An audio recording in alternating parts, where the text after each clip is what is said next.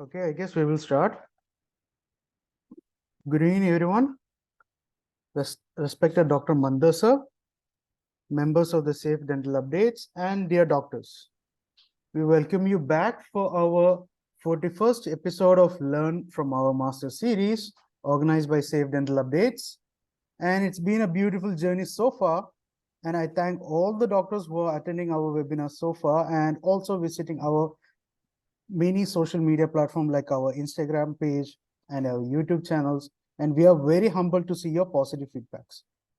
So for those who are attending our series for the first time today, I would like to do a little bit of introduction about ourselves. We are Safe Dental Updates, a dental platform in which we believe quality education always ensure predictable outcomes for dentists of all disciplines and abilities. Our organization is established based on observation that the dentistry is complex and requires ongoing learning experience. We conduct various webinars and workshops to enhance the skills of dental professionals and guide your dental journey. So without further ado, let us start our series in which our topic of discussion is Irrigants in Endodontics Activation Strategies, given by Dr. Mandar sir. To speak a few words about him, Dr. Mandar sir completed his BDS from Bharati Vidyapat Dental College, Pune, and completed his post-graduation program in endodontics from New York University College of Dentistry. He was invited as a chief guest and keynote speaker in many events, such as in many branches of IDI conferences and BHU Varanasi. He organized the first 3D cleaning congress at Mumbai and also have conducted more than 150 workshops across the country. He even have many patented inventions such as CRCC irrigator, twin clean, PATS Pro agitator tip system, twin dent side vented irrigator tip. So without wasting more time, I would like to invite Dr. Mandar sir for today's discussion. Sir, please. Thank you. Can you hear me? Am I audible? Yes, sir. Okay. So shall I start sharing my screen? Yes, sir. Please proceed.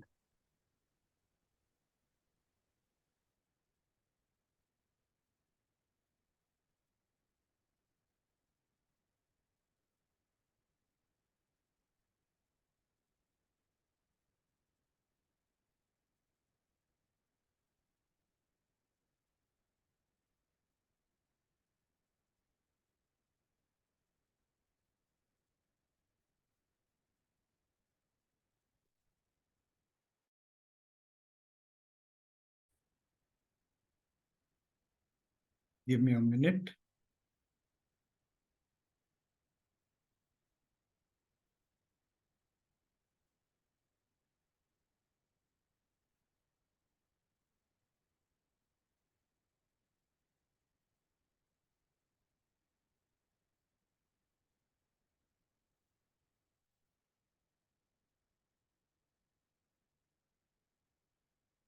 Okay. Is it visible now? Yes, sir. The visuals are fine. I think you just have to full screen the presentation, sir. It's Yes, I've already done it. Can you see the full screen now? It's not in the full screen, sir. Here I can see full screen. Now? Not yet, sir. Okay, now? So can you see? Can you just change the slide? Change some slides. So Yes. maybe. No, sir. I think it's not working. What's happening? Just a minute.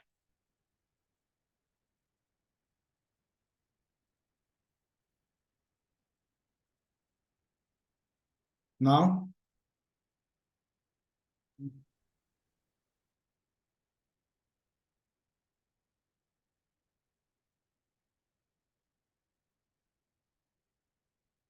Yes.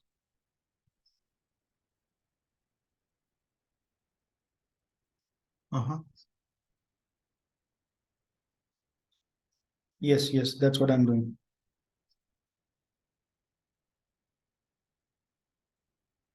Now? Now it's perfect. Okay.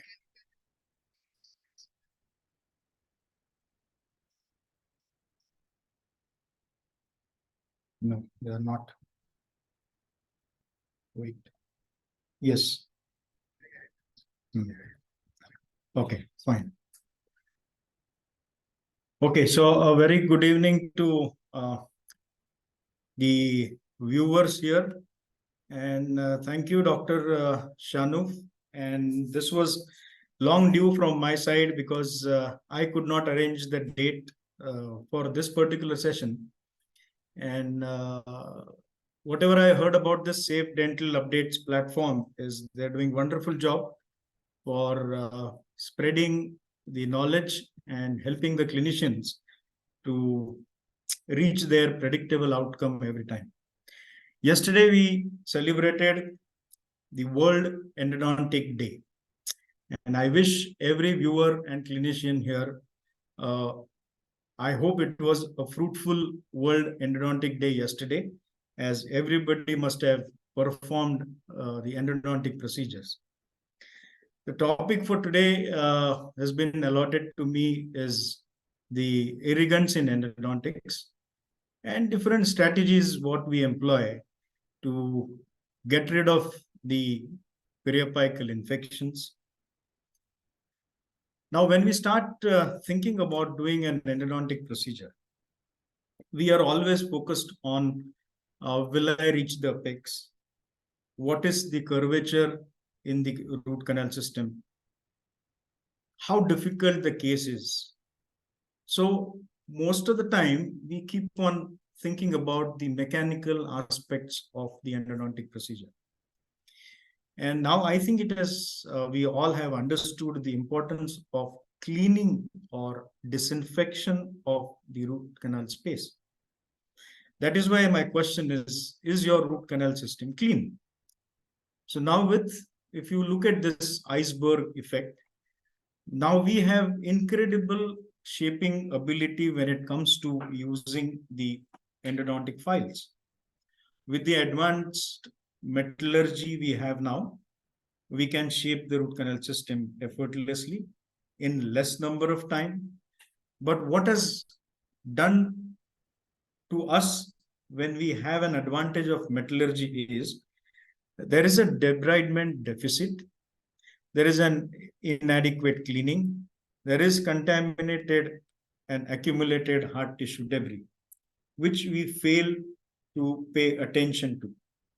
So we must have a strategy in place so that we can clean the root canal system completely to have predictable outcome every time. If you look at this statement, the root canal instruments can remove greater organic content from the main body of the canal. No file will ever disinfect the endodontic space, nor it has been designed for. So we cannot rely on endodontic files, and we cannot expect a root canal file to clean the root canal system. It is just going to cut a shape so that we can deliver our antibacterial solutions to stop the periradicular disease. If we go further and see the outcome of primary root canal treatment, so we are at about non-infected vital teeth, we are at about 83% success rate. With periapical lesions, we are about 72%. And with revised treatment, it is around 76%. So we have to ask ourselves, can we do better than this?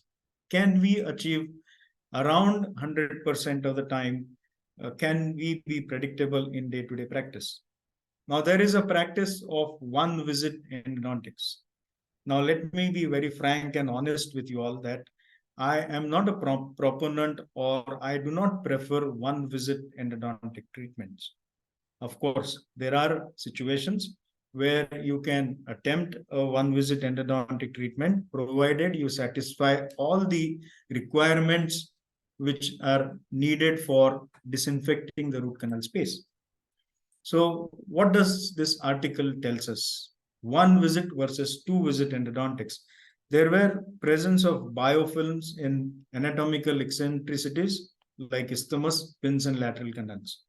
So you have to dedicatedly do the disinfection of the root canal system by allowing more time or contact time of the antibacterial solutions within the root canal system. Of course, when it comes to one visit, there are situations where you can definitely go for one visit. But for most of the cases which we face in day-to-day practice with or without periapical lesions, I think it is a better way to do in two visits, because there are certainly advantages over one visit. Is in two visits you get second chance to look at the anatomy if you have missed something. Secondly, you can increase your disinfection time because second visit is only dedicated to irrigation and activation strategies. And third, you get to know the response by the tooth, whatever treatment you have initiated. And that is why I am proponent of two visits, because it gives me more time to deal with the infective cases. And of course, with revised treatments, large periapical lesions, and if the canals are unable to dry, then it could go up to the multiple visits. So the message is that uh, most of the situations where you have the periapical apical periodontitis, it is always better to do a two-visit endodontics. Because remember, causes of failure. Now, the inadequate cleaning accounts to about 50 to 55% of the failures, and that is alarmingly high. So we have to also know the internal anatomy, the variations, and the true root canal infections accounts to about 60 to 65% of the failure. But we have to pay attention to this segment, inadequate cleaning. So we have to get rid of all the pulp tissue in such a way that there is no space left. We deal with these situations, periapical lesions. We really have to look at the preoperative radiograph and analyze what kind of anatomy you're going to enter into and what strategies will you employ in terms of shaping and in terms of cleaning as well. So we have to have biological considerations. That's my first message. It's not only a mechanical preparation. It's about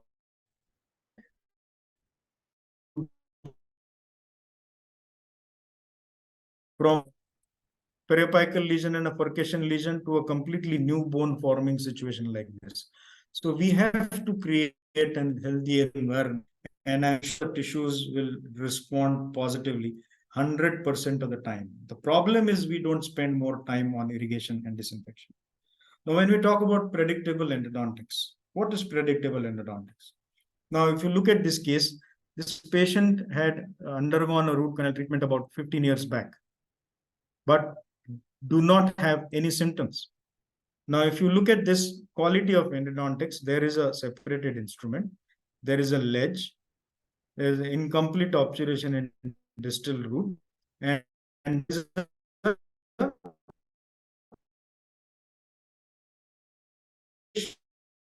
periapical lesion. That is why there are no symptoms.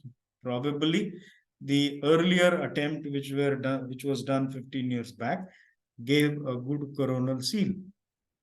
So we definitely cannot call it as a predictable endodontics, but these are surviving endodontics. The moment the immunity, there is an imbalance in immunity and the bacterial load, I'm sure this tooth will have symptoms. To go further, and if you see these two cases, yeah, reasonably good obturations. I don't say that these are bad obturations, but the lesions are not healing. There is a big lesion here also. So what is the reason? This falls into a category of 50 to 55% of inadequate cleaning. So no matter how obturations looks,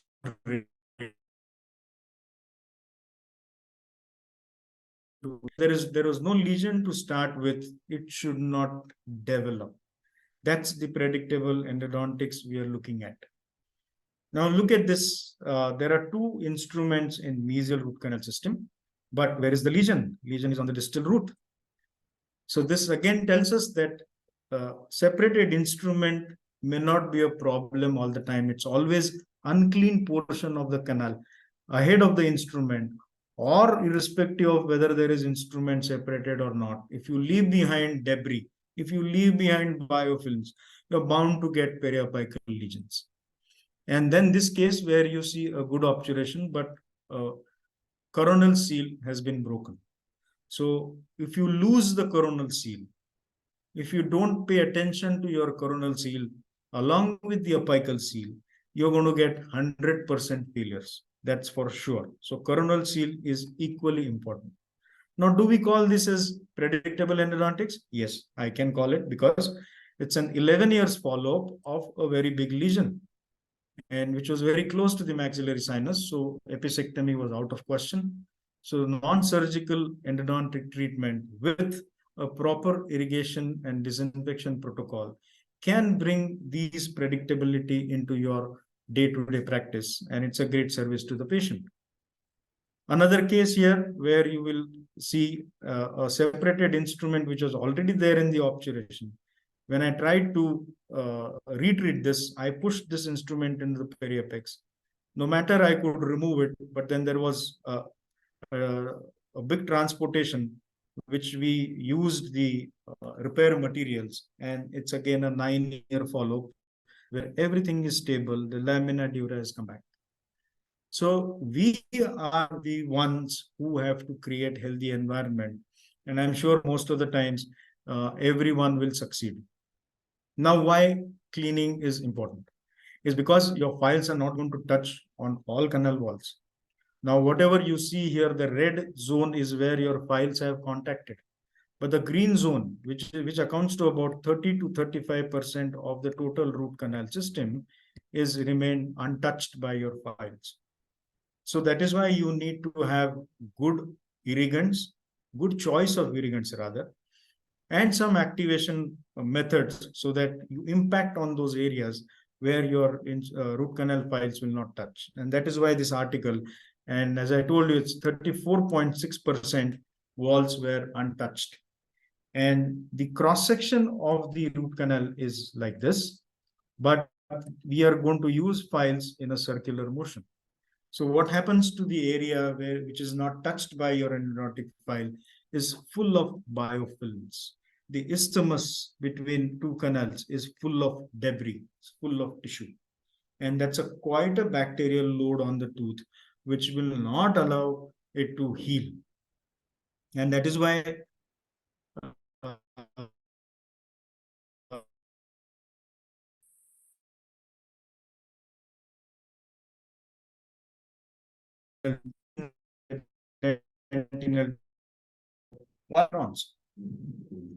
now, do we have to really know about what is the penetration of your irrigating solutions? If they are not going to penetrate on their own, we have to drive them into these tubules and make a direct impact on those areas.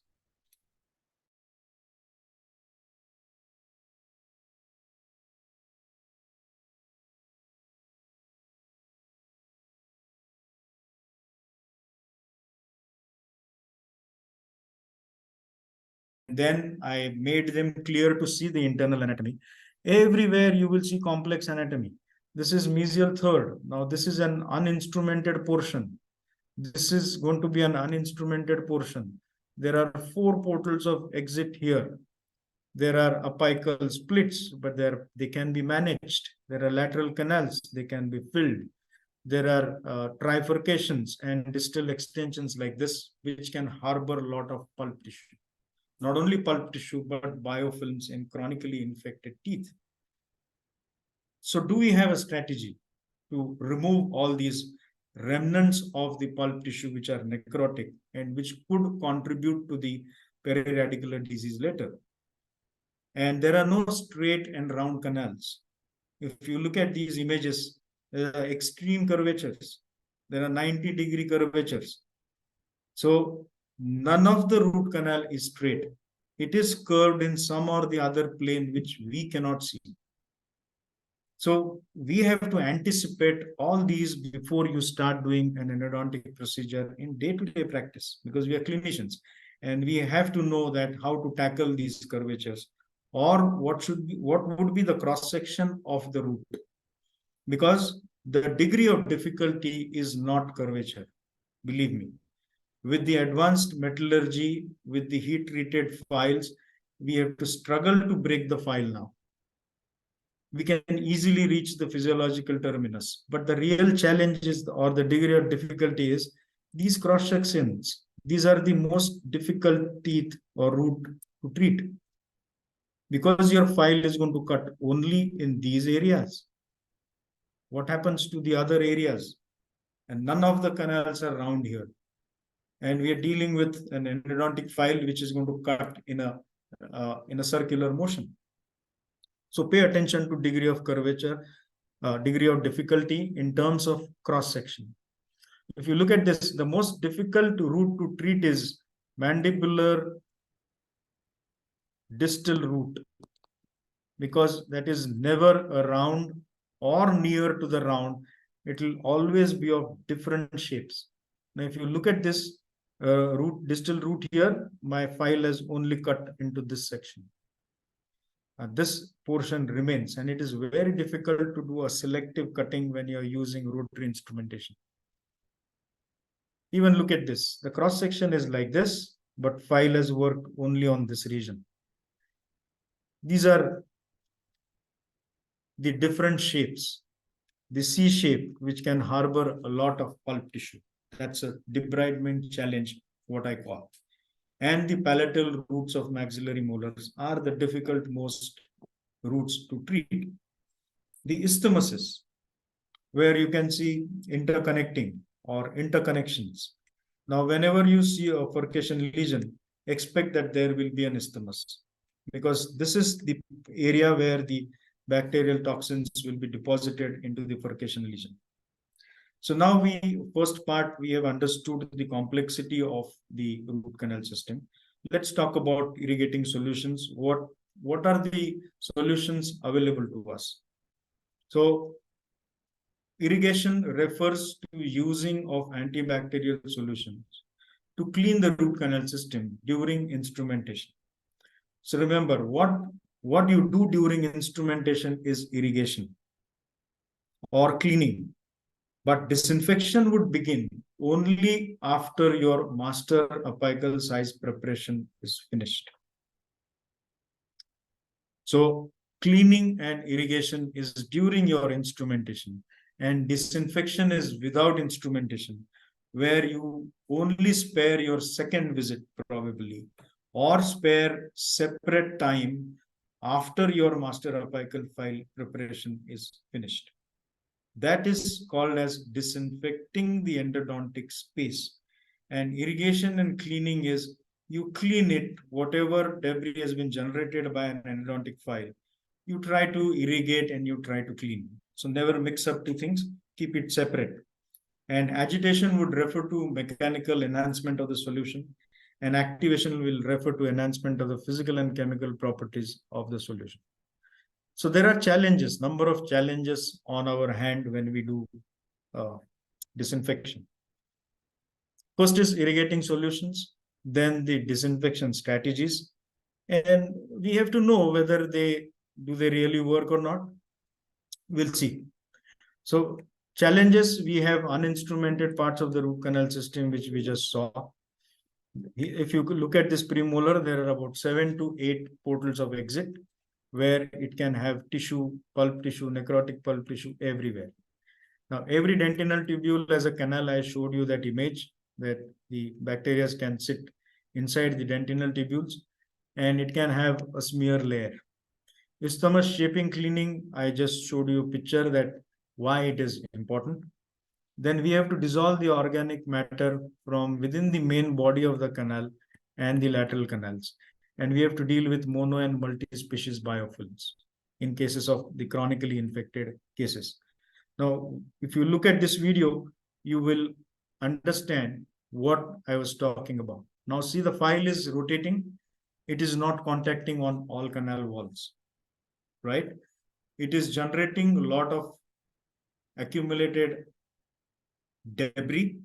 There is an apical vapor lock. There is no solution in apical 1/3. As the file is moving inside the canal, with its rasping action, it is generating a lot of debris and which gets packed into the inaccessible areas. And it becomes difficult later on to remove this. So while doing the instrumentation, one should never cut the canal dry. Now, if you look at here, what is happening, this is a cross section of the root. The file is rotating and there is a smear plug getting built up here. Now, if you don't irrigate, agitate, recapitulate after every file, you will not have penetration of your irrigants deep into the dentinal tubules. Now, is manual irrigation with syringe and needle is enough? You will see here.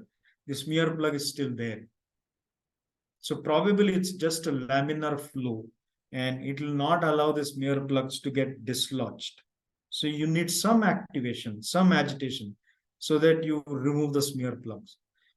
So after every file, make it a rule, irrigate, recapitulate, agitate. Recapitulation is for so that you don't lose on your working length. You don't pack the debris in apical 1/3. The moment you start packing debris in apical 1/3, you will start to work short of working length and then you lose your working length. So always instrument in the presence of irrigant. We also need to understand the fluid dynamics, and the fluid dynamics is, and this is what we want to do to the canal. We want the fluid freely flowing throughout the length of the canal. So we must understand, and most of you must be aware of the apical vapor lock.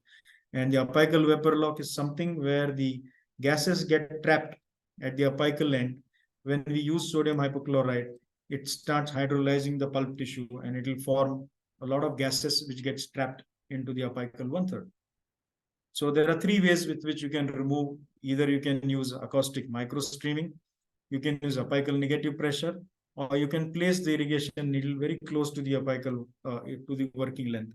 But that can produce a very high chances of hypochlorite extrusion into the periapical area. So we have to remember all these.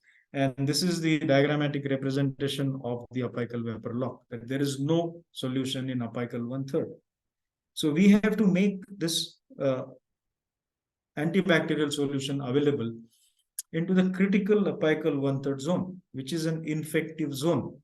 And if there is no solution there, what's the point of irrigating and disinfecting the root canal? Now, I don't have to explain why sodium hypochlorite is important, because it's the only solution which can remove or completely prevent the biofilms and its growth. So we have to use sodium hypochlorite. There is no choice on that. But there are some newer solutions which may come up, scientifically proven. Then we have chlorhexidine. Then we have chelating agent as strong chelating agent and mild chelating agents. We will talk about these one by one. Now, there is a lot of confusion about chlorhexidine, but chlorhexidine does not have any role in modern endodontics because of it lacks the tissue dissolving ability. It does not have any action on the biofilms. Rather, it helps to rearrange the biofilms. And here is the evidence. So it's a substantive action. So maybe chlorhexidine can be a good option to use as an intracanal medicament rather than the primary endodontic irrigant. Then we all use EDTA in a chelator, viscous chelator form and liquid EDTA form. Now, viscous chelator form is when we start negotiating the canal.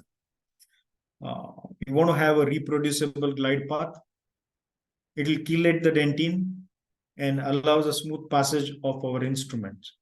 Liquid EDTA we use to remove the smear layer because it's an aqueous form. EDTA is a strong chelator, remember. It does not have any antibacterial action. So we have to make a choice what chelator we have to use. because there are a number of them. We have citric acid also, but it is a weak chelator than EDTA. We have peracetic acid. So there are 3 to 4 chelating agent available to us. Now we must remember that all chelating agents, they react negatively with sodium hypochlorite. We cannot use them in combination. So we have to alternate with normal saline and then only follow irrigation protocol.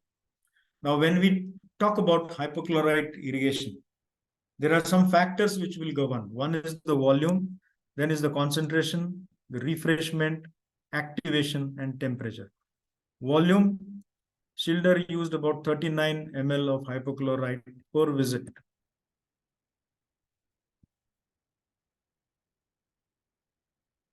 Concentration, commercially we have 3% and 5%. Refreshment, I would say refreshment is most important than concentration, and volume will always come with hand in hand with refreshment. Because if you do not refresh your hypochlorite, after a minute it is a normal saline because all free available chlorine is lost. So if you want a continuous action of hypochlorite, we have to constantly refresh it. So you introduce hypochlorite into the tooth.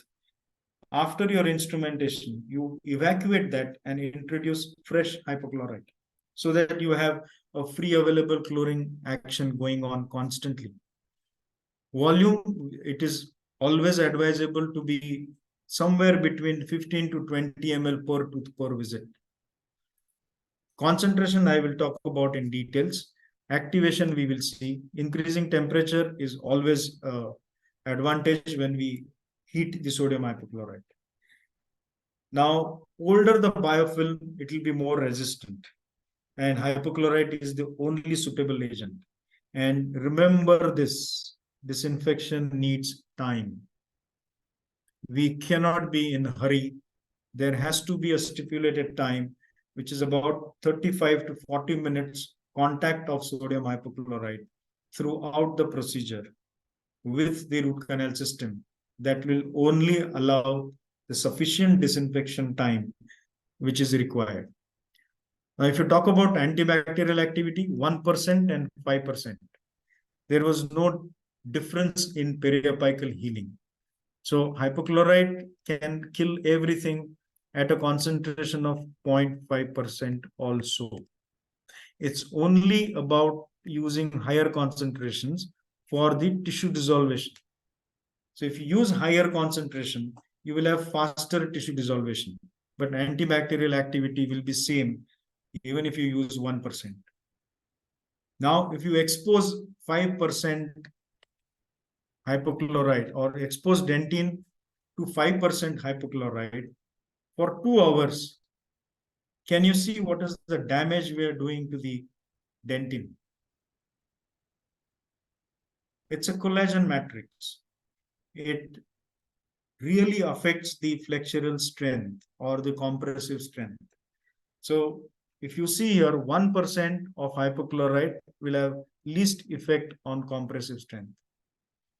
Now, everybody must be thinking then what to do, whether we should prefer 5% or we should prefer a lower concentration. I would say you increase the temperature of a lower concentrated hypochlorite. If you look at this literature review, 1% sodium hypochlorite at 45 degrees will dissolve pulp tissue as effectively as 5.25 at room temperature. So isn't it a better idea to use a lower concentration and use it warm so that you go low on toxicity to the patient?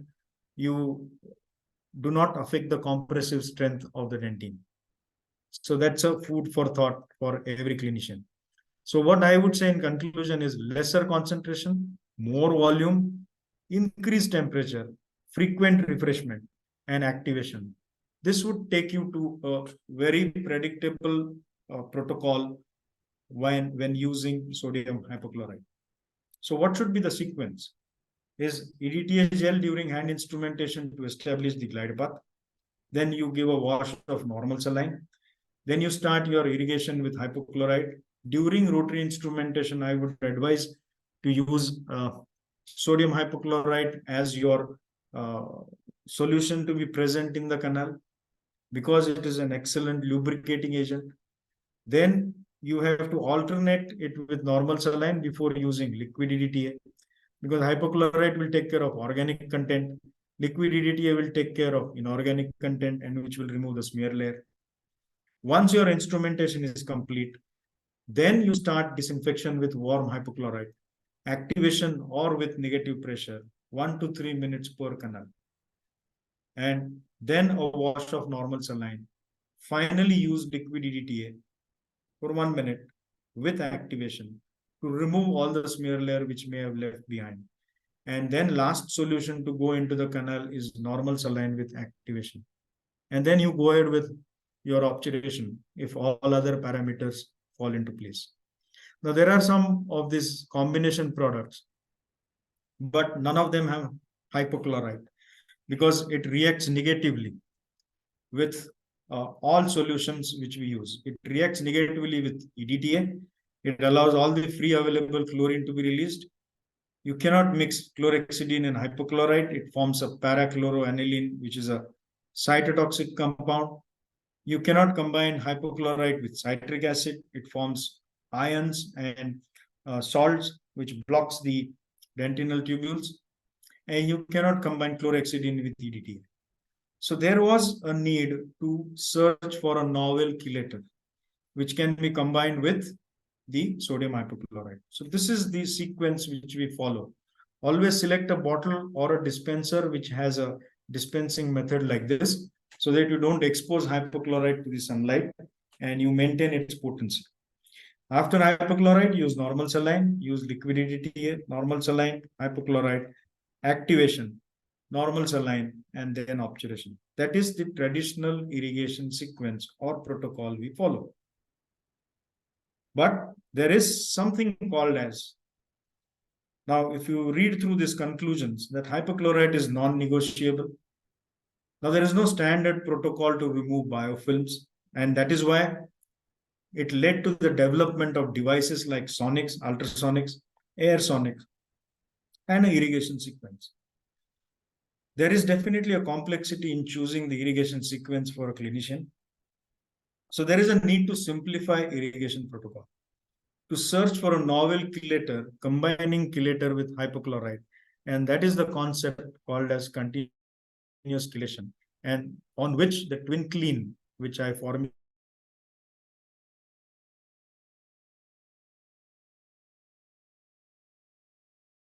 the weak chelating agent is called as etidronic acid.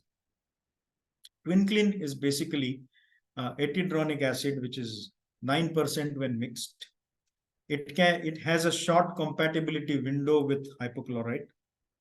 When you mix the solution, it remains stable for 120 minutes. And if you notice the pH of the freshly mixed solution, it is about 11.86. Now you can tackle E. faecalis with this, because the E. faecalis cannot survive greater than 11.5 pH, and it is literature proven. So 10 minutes of direct contact of this continuous chelation solution will take care of E. faecalis. Now, what is the concept as the continuous chelation?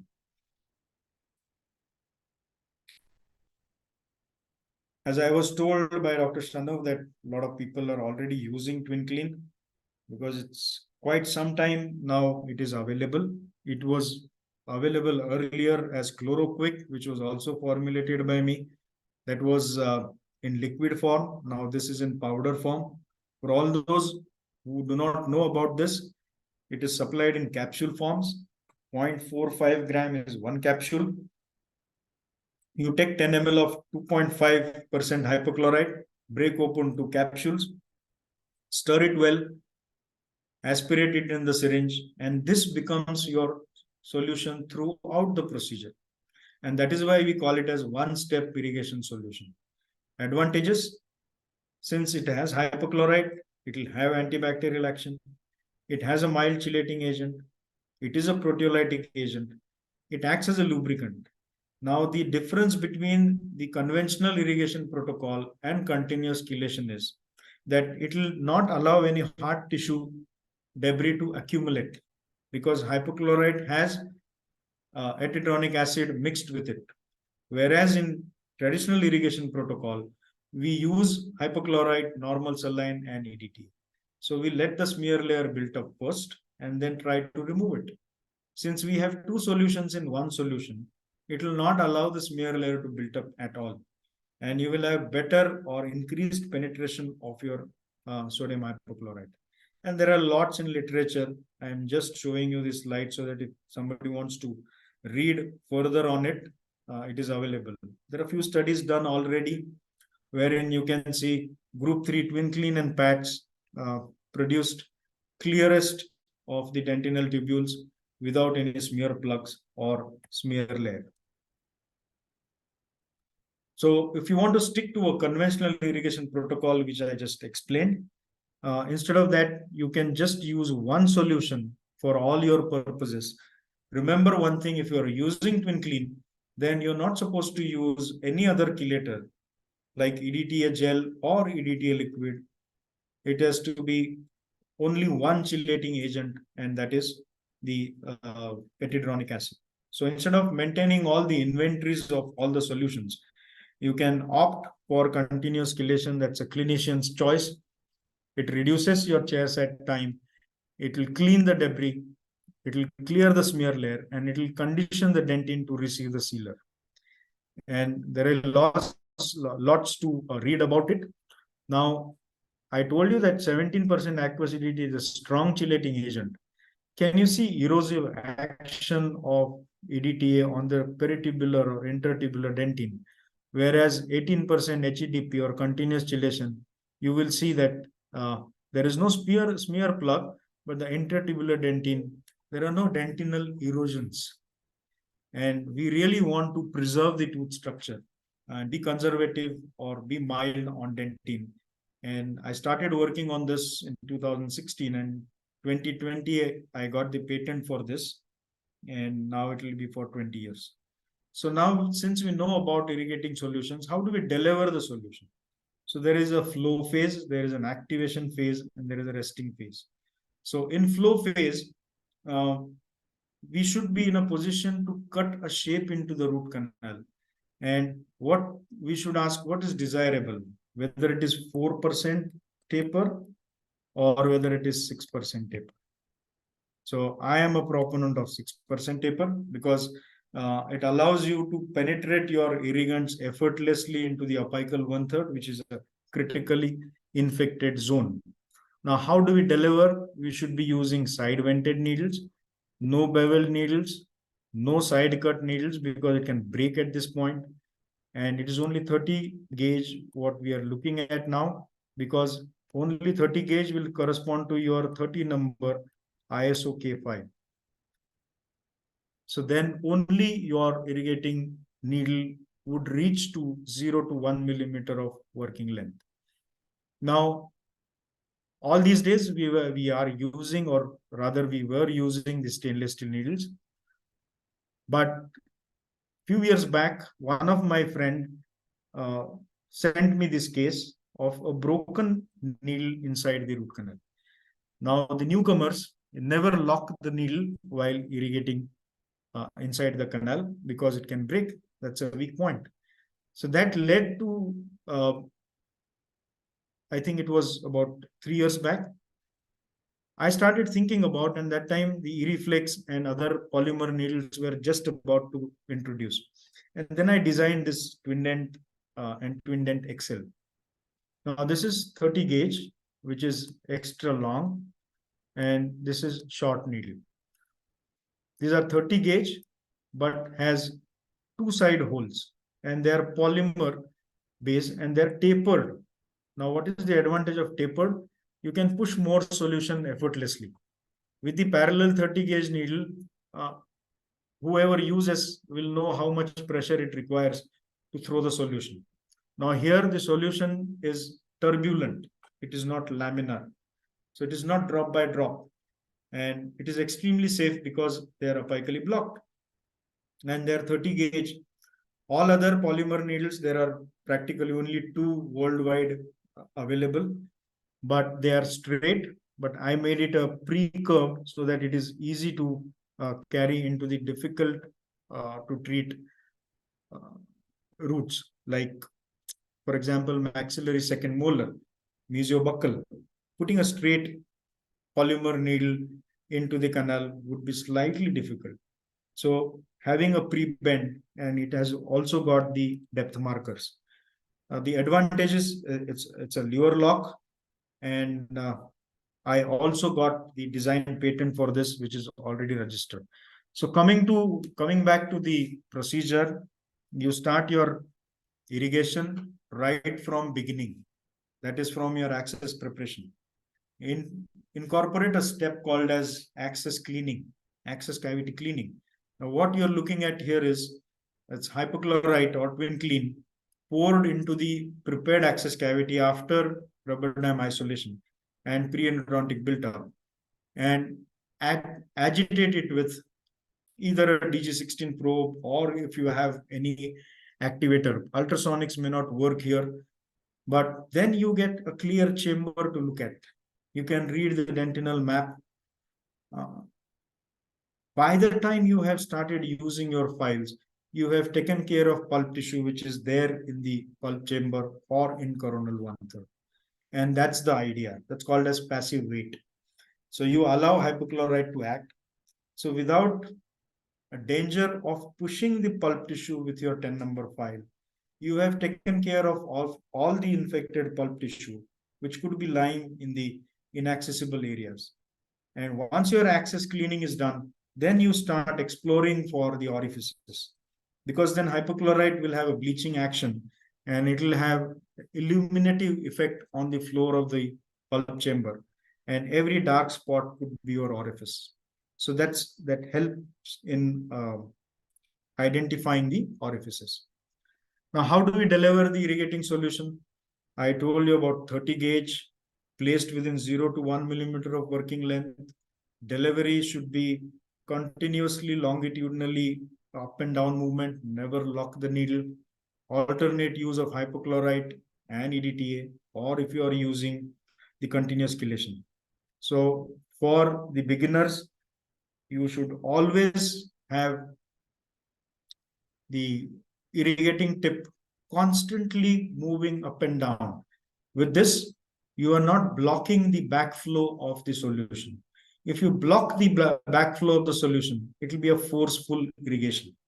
And then if you exceed the venous pressure, which is about 44 millimeters of mercury, then you can have hypochlorite extrusion into the periapex forcefully, and that is the hypochlorite accident, which we don't want in our clinics. So a continuous up and down movement, that's the manual use of syringe and needle. Then we come to the disinfection strategies. We have manual dynamic agitation, we have passive ultrasonic irrigation, we have sonic activation, we have air sonics, we have negative pressure, we have intracanal heating, we have light activated or lasers. I am not going to talk about light activated or lasers because it doesn't fit into our economy for endodontic disinfection. Probably it has some advantages. In fact, that's the best, but you cannot have laser only to disinfect the root canals. By default, if you have, you can definitely use it. Talking about passive ultrasonic irrigation, ultrasonic is supposed to be the best because it is primarily frequency based. Now, when you activate the ultrasonic tip, you will not see any movement because it is beyond audible frequency. It does not have amplitude. It is a frequency. Now, although it is the best form of activation, it comes with some limitations. One is the tips are made of metal, so difficult to use in curved canals. It will work best when the tip does not touch the canal walls. The moment you touch the canal wall, you are going to lose the cavitation effect and the acoustic microstreaming. Plus, since the tips are made of metal, it can gouge the canal. It can alter the normal canal anatomy. So although very effective, it comes with some limitations. Now, for example, there are a lot of ultrasonic options available. One is by Coxo. There are by 80th. There are so many other brands. You have IRISafe as tips, which can be mounted on your existing scaler, and then you can use it for activation.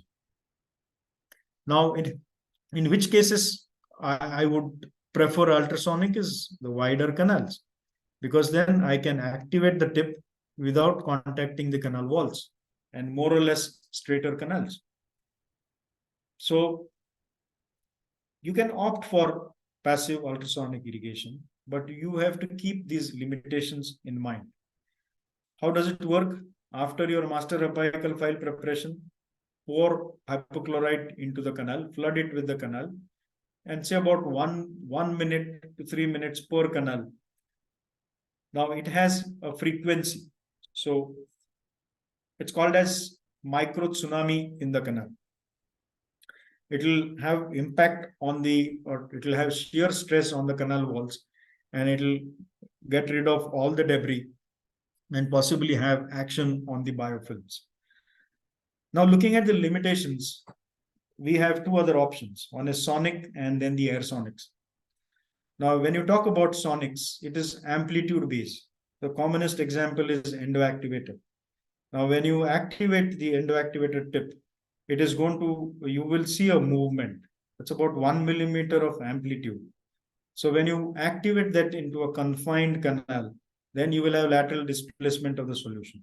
So that is sonic. Sonic does not have frequency. It is primarily amplitude. And ultrasonic is a primarily frequency based. Now, the limitation to a sonic is, although the tips are made of polymer, so it is safe, because you can then easily take it beyond curvature, around the curvature. It will not alter the canal anatomy, but it has a weak amplitude. So the desired action may not be achieved. And that led to the development of this pro agitator tip system, which I designed in 2016 or 17.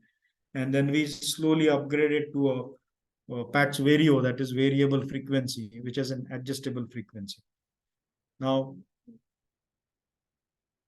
the advantages, being sonic, it is primarily frequency based. So we got first advantage of activation, that the first requirement is it should be frequency based. Now, if you look at the patch vario tip, you cannot see the amplitude. So it is all frequency, but it has a polymer tip. So it is safe. You can take it around curvature. They are smooth walled. They will not alter the canal anatomy. So what is air sonic is? It uses the compressed air, and it is primarily frequency and safety. So efficiency of ultrasonic and safety of sonics is air sonics, and that is pro agitator tip system. Now, if you look at this, if you want to see the action of patch, you can see the solution rushing in between the interconnection. You will not see the tip moving because it has a frequency. Whereas with ultrasonics, with the sonics, you will see an amplitude, but it's a weak amplitude. So advantages of the air sonics is that the tips are made of polymer, but it has a primarily frequency based. Now, just to show you a comparison very quickly, this is the endoactivator, where you can see very weak cavitations.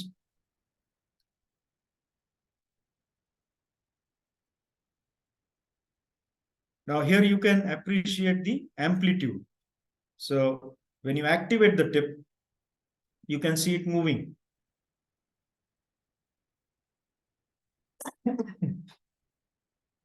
As compared to that, when you see the ultrasonics, now this is IRISafe by satellite. You can see some amount of acoustic microstreaming, But in order to allow it to vibrate without contacting the canal walls, I really have to struggle. The moment it touches the canal walls, it is going to lose its cavitations. And as opposed to that, you will see the action of packs. Frequency based, and there's a lot of cavitations formed. You see the solution running in between the isthmus, which causes a lot of shear stress on the canal walls and also in the isthmus region. So that is the comparison between sonics, ultrasonics, and air sonics. And then finally, we come to the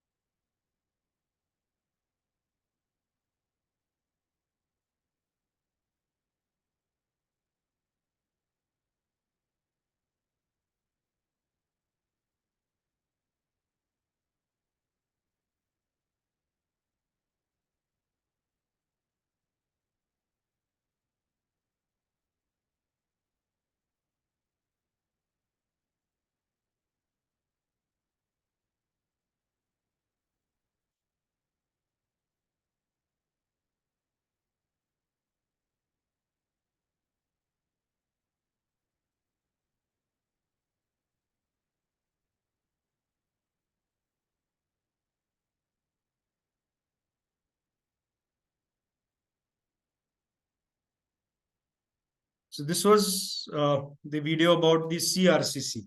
Now this was earlier Endo Irrigator Plus, which was getting manufactured in India. But now I have assigned my patent to Coxo Global, and now this device is available in almost about 60 to 65 countries. So it is an automated irrigation device. Now, what was the thought process behind this? Now, since it is a completely automated irrigation system, if you look at this, there are different modes. There is an irrigation mode, there is a suction mode, there is a multifunction mode. So there is simultaneous irrigation and simultaneous suction. There is a warmer, which is set at 50 degrees. You can set a cycle of the irrigation as 30 seconds, 60 seconds, 90 seconds. So when you select a cycle and you select the mode of irrigation and suction together, you just have to place the tip inside the canal, and irrigation and suction will happen simultaneously. As you can see in this video, video courtesy Dr. Ashish Karve.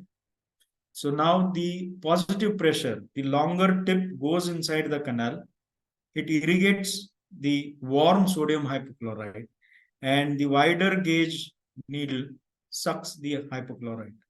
So everything, your irrigation and suction, happens within the tooth. It is all below the orifice. So there is no spillage of hypochlorite, not even a single drop. It has two different tips. Tip A is positive pressure and tip B is negative pressure. So first you have to use the tip A to remove the macro debris. This allows to get rid of the apical vapor lock. Now, if you remember, I talked about the factors governing hypochlorite is the refreshment, which is continuously happening here. Then it is warm, that is 50 degrees. So you can use a lesser concentration of hypochlorite. Then it is negative pressure. It makes the solution available till the apical 1/3. It is extremely safe, and it has got all the factors satisfying the criteria for irrigation and disinfection. And it's a stress-free irrigation. There is no suction required. You just have to hold the tip inside the canal, set a cycle of 30 seconds or 60 seconds. It's a single switch operation. You can switch off the warmer, switch on the warmer as per your requirements, and then complete your irrigation and disinfection.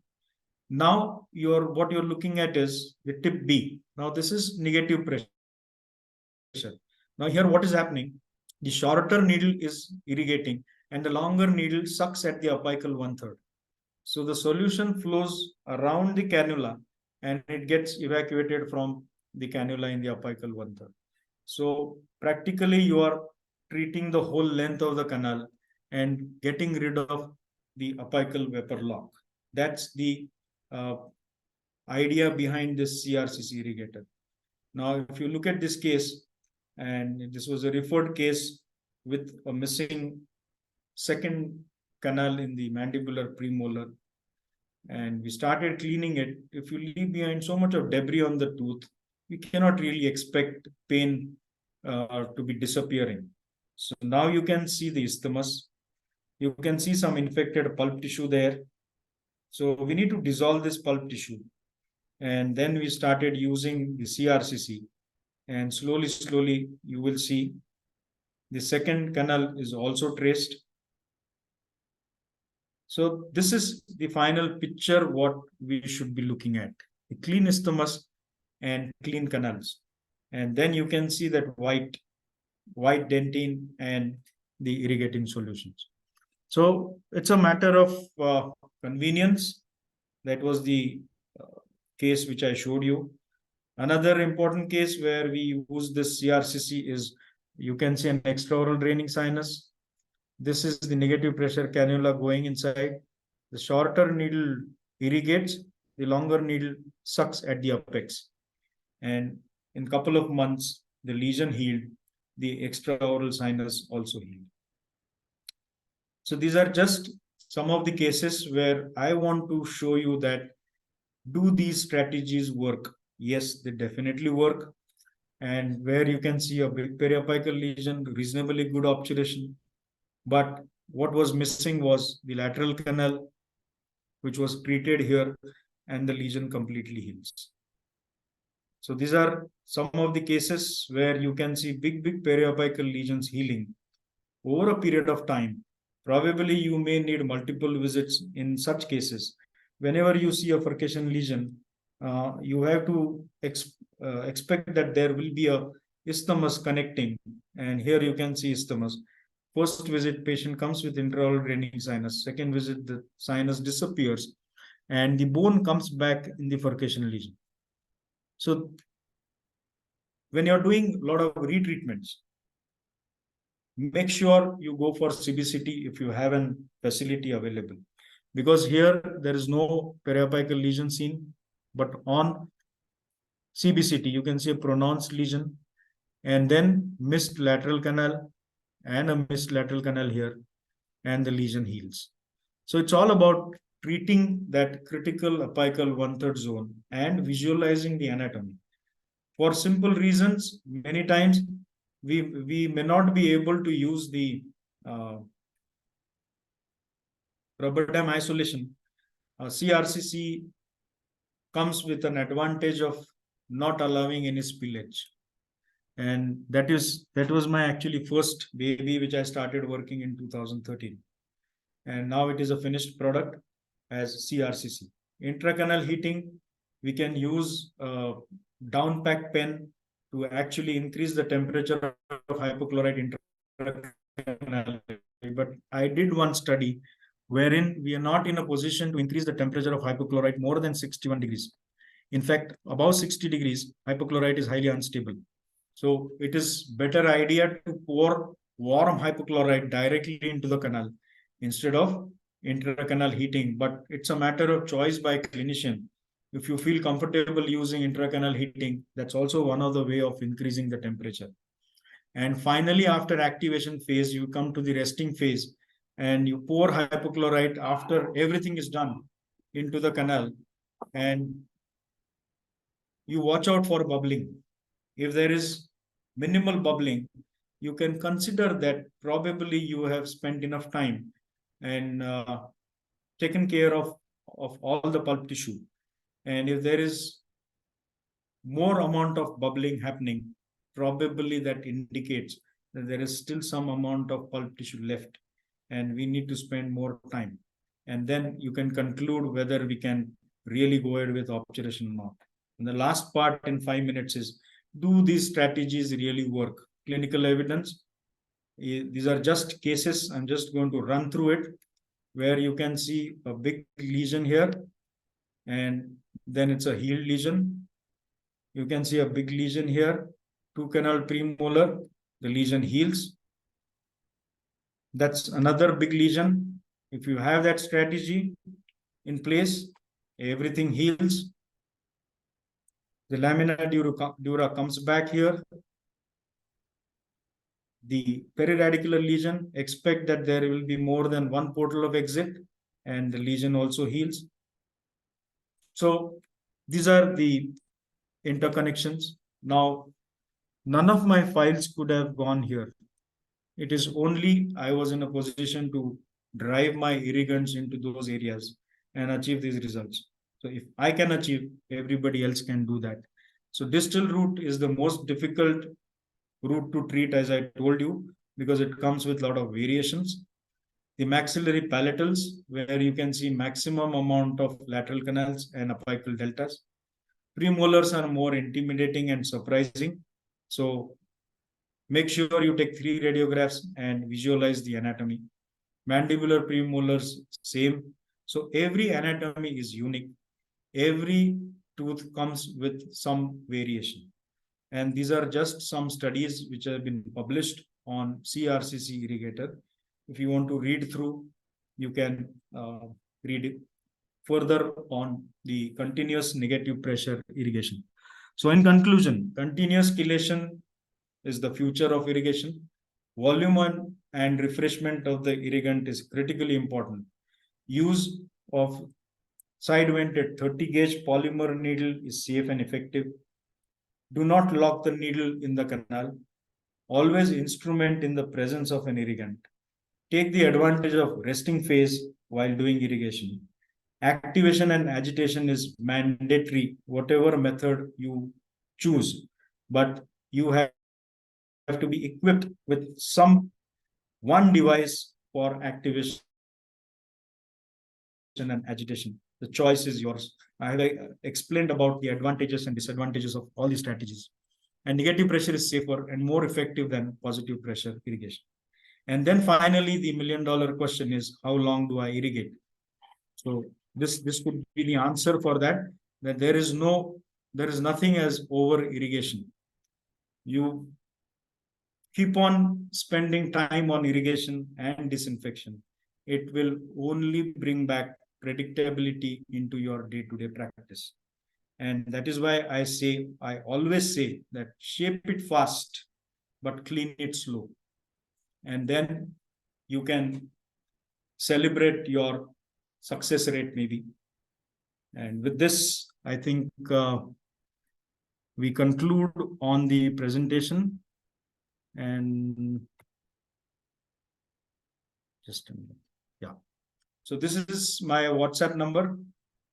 And if you want to inquire about some of the products which I showed you, which have been patented and developed by me, you can contact Sarvamangal Healthcare, who are the authorized distributors for the COXO and Pro Agitator tip system. Twin Clean is available with Mark Dental and Twin Dents. And if you have any queries, I will be more than happy to answer them and help you out if in need. And I am quite into these activities because I want to break the monotony of work. And trekking will allow you to see the challenges, what heights you want to climb. Cycling will definitely keep you fit. And other activities like shooting will only increase your concentration. So don't make dentistry as your life. Live the life to fullest and break the monotony of work. That will keep you going further in the future. I think, Dr. Shanuf, with this, I will stop the presentation here. And if you have any questions, then we can take it up. Shall I Thanks. stop Th- sharing my screen? Yes, sir. Yes, sir. Thank you so much, sir. It was a very wonderful presentation. And yes, we'll do have a question answer session within for a few minutes, small session, because time is very short. Yes. So please do post your questions in your comment section. Only thing is I can go on talking on irrigation disinfection for 2 days. But Yes, here I had only one hour to do that. But I hope justice was done to the topic. Yes, sir. Yes, sir.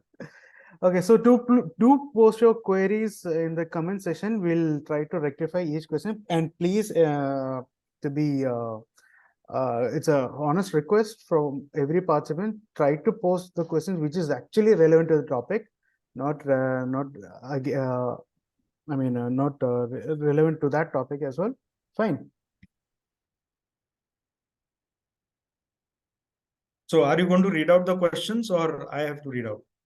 So I'll try to select which is relevant to Okay, the okay, okay. I'll say. Take your time.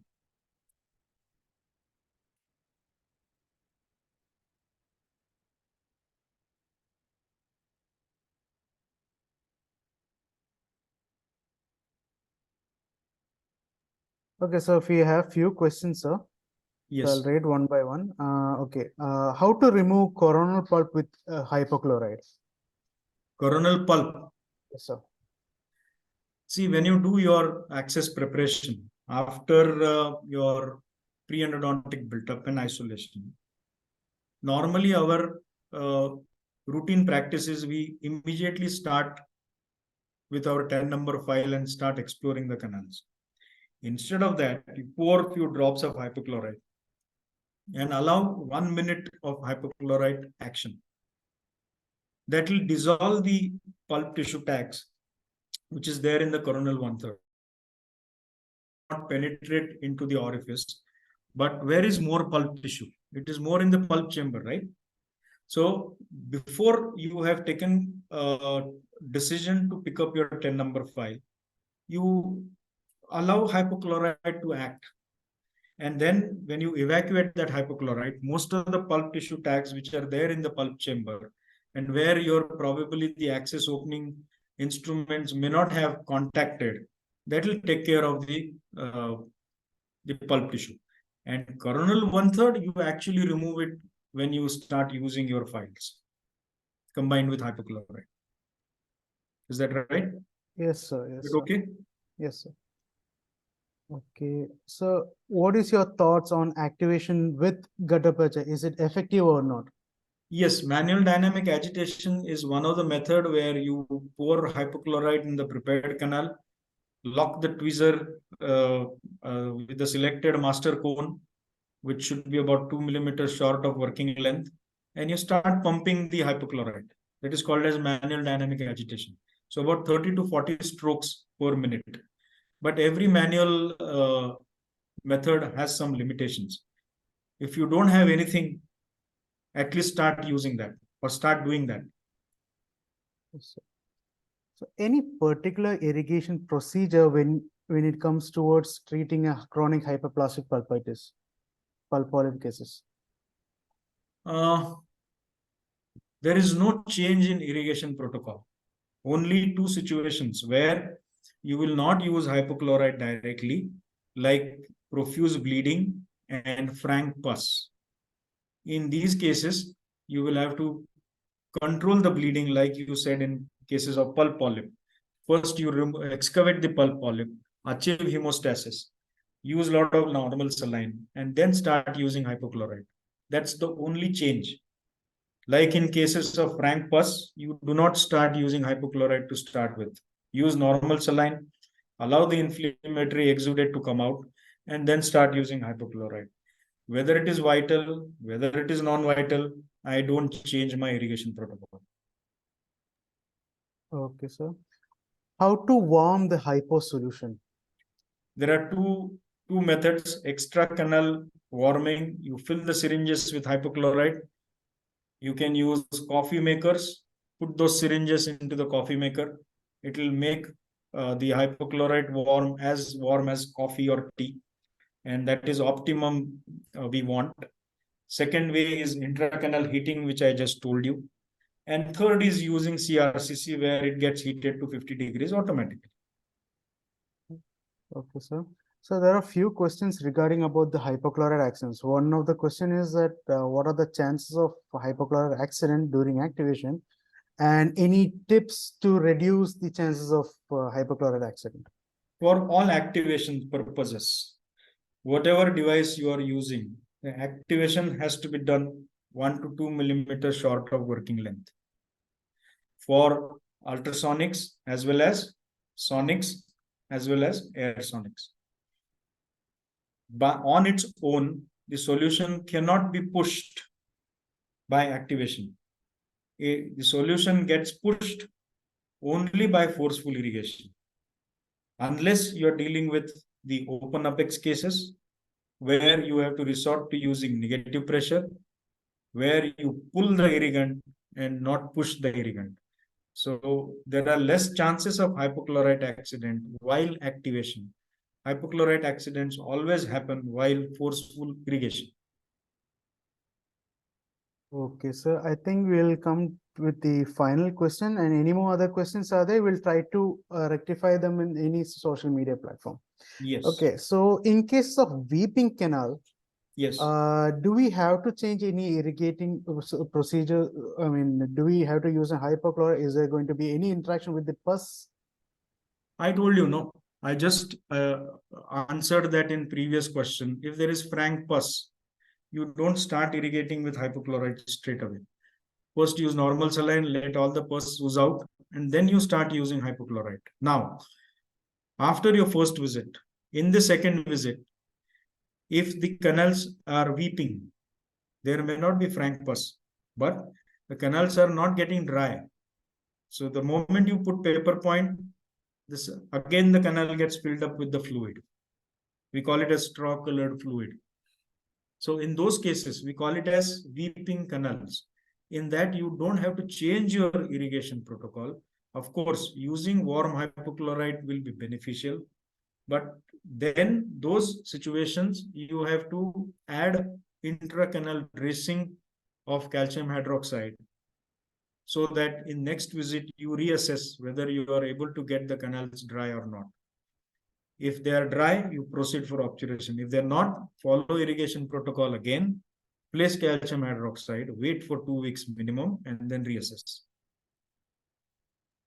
Okay, with this, we'll try to wind up this session, sir. Thank you so much for sharing your knowledge and expertise when it comes Welcome. towards. It was wonderful experience. Yes, sir. Yes, sir. When it comes towards the activation of the irrigation, all the strategies, surely many of us would leave this discussion with amazing takeaway points and implement technique as per discussed. And thanks to all the doctors for patient listening and your participation for this webinar. And I hope all of you will depart this session with positive, confident manner. And once again, thank you so much, sir. My pleasure. For the wonderful and informative discussion. We really appreciate your valuable time given for us for this series episode. And sorry, I could not give you time earlier because of my personal reasons. No, sir. No, sir. It's all pleasure. It's an honor, actually, sir. Okay. And to know more about our upcoming webinars and workshop, please do check out our social media platform like our Facebook, our Instagram, and everyone. If anybody has missed out any previous webinars, you can actually check out our YouTube channel as well. And please don't forget to subscribe. So thank you all and have a great night. Goodbye. Good night.